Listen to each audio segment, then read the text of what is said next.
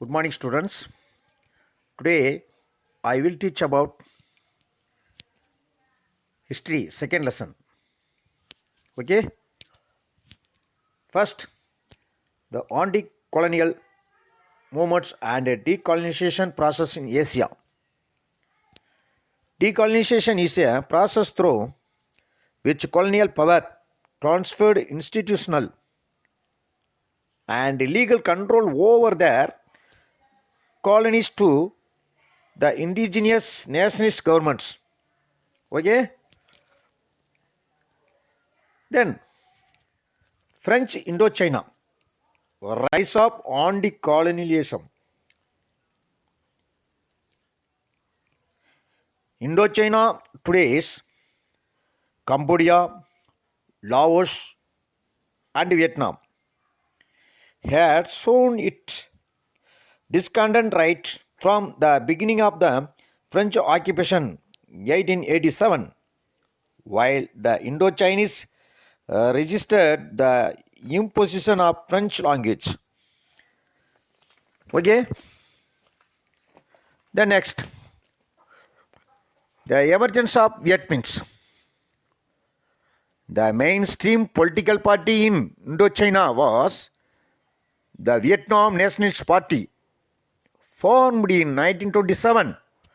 It was composed of the wealthy and middle class sections of the population. In 1929, the Vietnamese soldiers mutinied and there was a failed attempt to assassinate the French Governor General. Okay? Then B. Decolonization in India. Daraji in forensics. The decolonization process started in India from the beginning of the 20th century with the launch of the Swadeshi movement in 1905.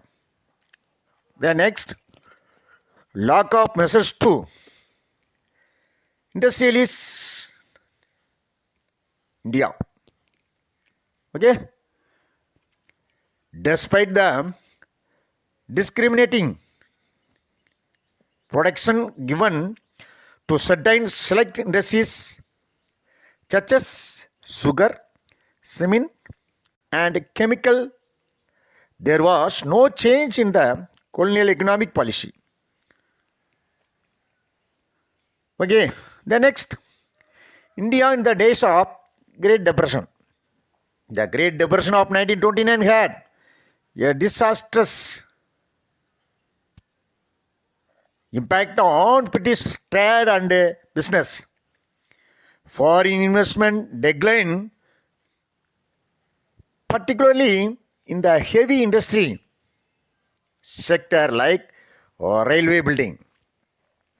Okay, then bilateral trade treaties between Britain and the member states of the British Empire were signed at an economic summit in Ottawa in 1932, in which the participants agreed to give preference to imperial over non-imperial goods. This picture explains delegates in Ottawa Conference 1932. Next, impact of depression on Indian agriculture. The Great Depression also dealt a death blow to Indian agriculture and the indigenous manufacturing sector. Okay. Then last, Government of Indian Act 1935. The British had to appease the Indian nationalists, and the outcome was the passage of the Government of India Act 1935. This provided for greater power to the local governments and the introduction of direct elections. Okay? That's all over. Thank you, students. One more thank you.